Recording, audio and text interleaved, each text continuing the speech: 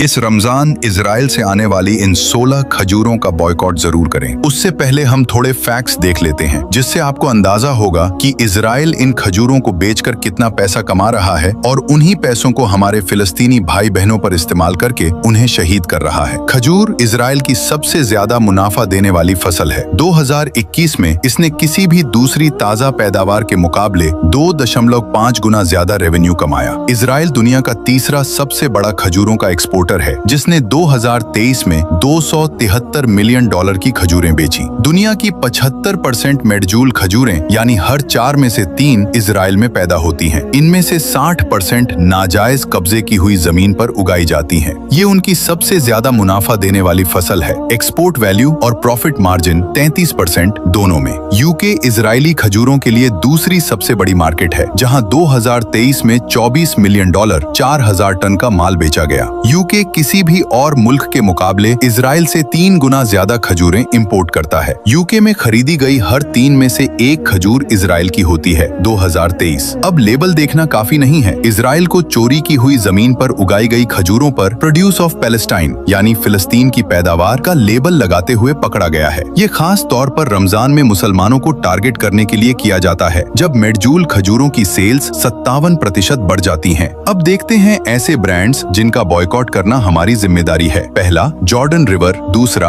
Hardy claim, तीसरा Mehadrin, चौथा Carmel Agrexco, पांचवा किंग सोलोमन, छठा जॉर्डन प्लेन्स, सातवां स्टार डेट्स, आठवां डेलीला, नौवां एना एंड सारा, 10वां गैलील, 11वां मेडजूल प्लस MP, 12वां MTEX, 13वां माइजूल, 14वां शाह कंपनी, 15वां सिंसियरली नट्स, 16वां अर्बन प्लेटर। अब ये फिलिस्तीनी ब्रांड्स हैं, इनको सपोर्ट करें और इन्हीं से खजूरें खरीदें। पहला याफा, दूसरा जैतून, तीसरा होली लैंड। कुछ लोग सोचते हैं मेरे बॉयकॉट से क्या होगा, चलो वो भी देख लेते हैं। इजराइल लगातार अमेरिका को खजूर एक्सपोर्ट करने वालों में से एक बड़ा मुल्क है। 2022 से 23 के मार्केट ईयर में इजराइल ने कम से कम $12 मिलियन की खजूर अमेरिका एक्सपोर्ट की, लेकिन इजराइल की मार्केट शेयर लगातार कम हो रही है। 2015 में अमेरिका में इंपोर्ट होने वाली तमाम फ्रेश खजूरों का 25% इजराइल से आता था। आज ये हिस्सा सिर्फ 12.9% रह गया है। इस कमी की सबसे बड़ी वजह इजरायली खजूरों के खिलाफ बॉयकॉट कैंपेन है। इजरायली खजूरों का बॉयकॉट बहुत जरूरी है क्योंकि ये इस जालिम और फायदा उठाने वाली इंडस्ट्री के खिलाफ दबाव डालता है। इस वीडियो को शेयर करना